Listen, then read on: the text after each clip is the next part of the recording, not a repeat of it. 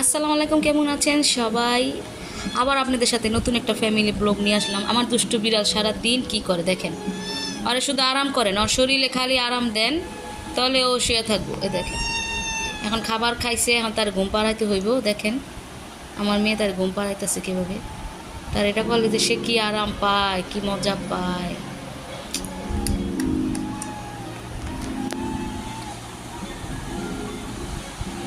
ওই দেখেন কীভাবে ঘুমাইতেছে, দেখছেন? মানে তারা আরাম দিতে হইব, তারা আরাম দে, আরাম দিলে সে ঘুমাইব।